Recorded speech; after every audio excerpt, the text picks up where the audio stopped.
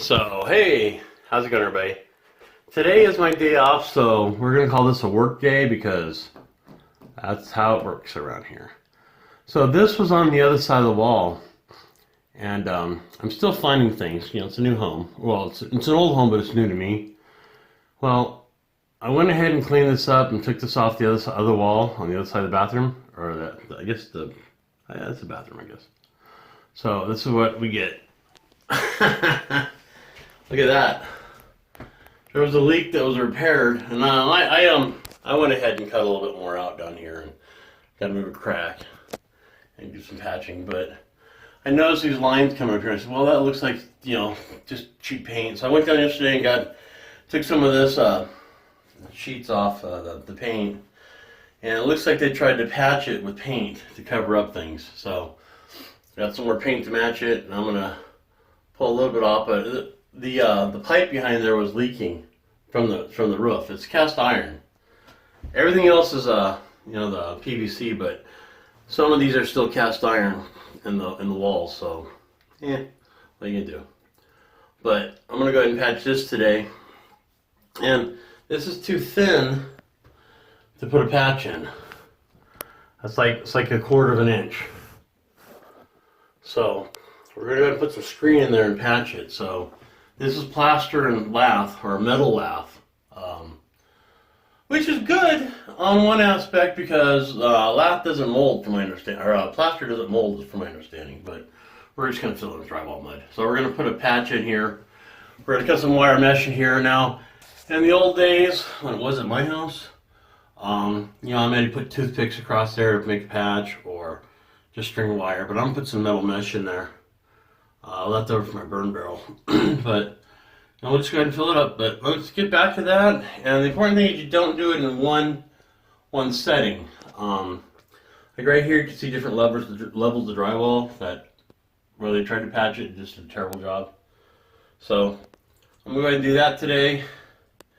Get that patched up. I'll just show you simply how to do it here to patch a hole in plaster and lath. Every video online, I look to double check on everything, is basically how to demolition it. So I'm going to show you how to repair a hole. And in all fairness, I did check with my father, who's a master carpenter. Told me what to do, just to make sure. But you treat it like drywall, pretty much. So let me go ahead and get that out, and I guess I'll show you the trick about keeping your mud from drying out too. I bought a 5 gallon pail of mud, or joint compound, or whatever the heck they call it nowadays. So I'll do another video on that, and I'll just make that real quick, but when I open it. But I'll get back to this in a minute. I'll be right back. Alright, let's try that again without people calling. So you gotta go ahead. Jeez. You have to put a patch in there since we're doing metal lath.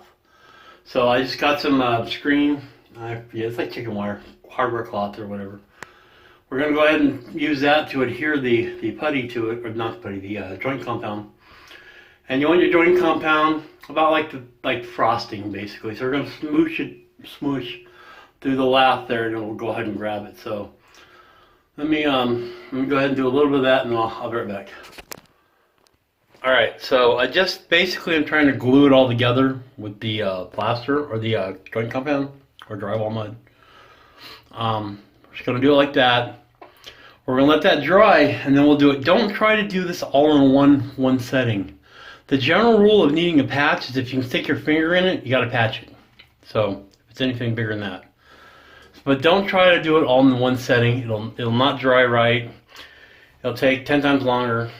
There's a stuff called fix-all, but that just causes a lot of problems in my opinion. So, alright, so that's it, and I'll come back when I've got this thing all done now. And then we're going to sand.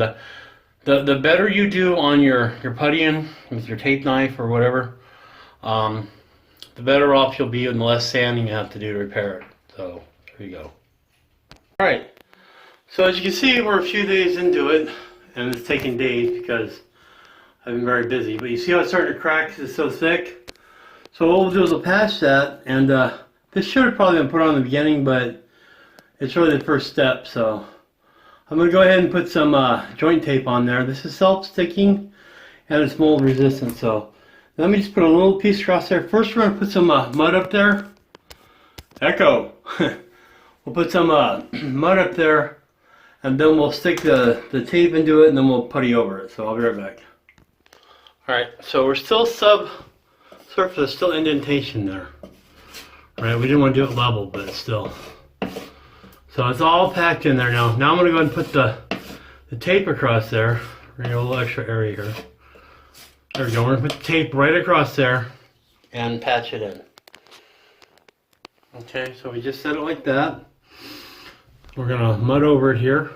And I gotta do this with one hand, so it's kind of difficult. In fact, it's very difficult. We just want to press the mud into it. We want to get a good bond.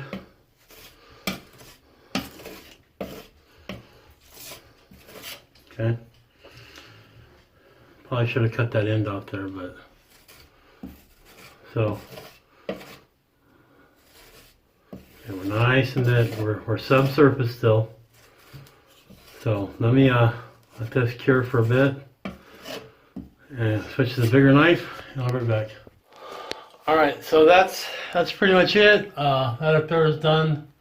It's got dry, but I'll probably do one more coat over it just to cover that to make sure. But now a professional will do this all in one coat, you know, the taping, but you know, I'm not a professional. So I'm doing it and all feathered out. The problem is plaster walls aren't smooth. So you can't really just take it and go with one knife stroke.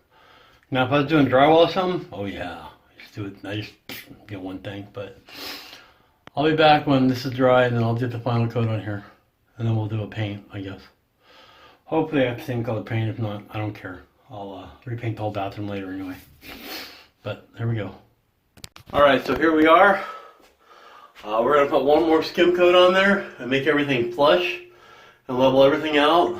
And then I'm going to sand out excuse me, and then sand out the cut marks from when in case I went farther than I need to. We're going to go do it and go ahead and paint this wall. So I'll be back once it's painted for the finished thing. It's pretty smooth right now, but like I said, it needs another coat on there, the final coat, and then it needs to be sanded. So I'll show you the thing when I'm all done with it and ready to paint. Alright, everything's ready. It's all smoothed out. Just gotta let it dry and then get some sanding on there a little bit. And it'll be good to paint. Now it's smoothed out. Looks bad, but it's actually smoothed out. So there's a lot of dust there, as you see. So let me vacuum this up and then get the dust off the wall. Let me go ahead and paint this. We're all done. Not too bad. Paint's still a little wet, but you can see by different colors. But there you go.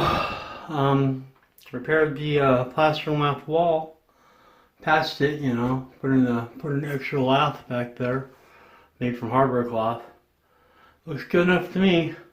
I mean, the whole wall is not flat as itself. It kind of waves in and out because that's the nature of it. When they made it, they just, slopped it up there and then tried to smooth it out. So that's as it is. So as NCP, this is how you repair a lath wall, plaster and lath. And in this case, metal and lath. All right, have a good one, everybody. NCP out.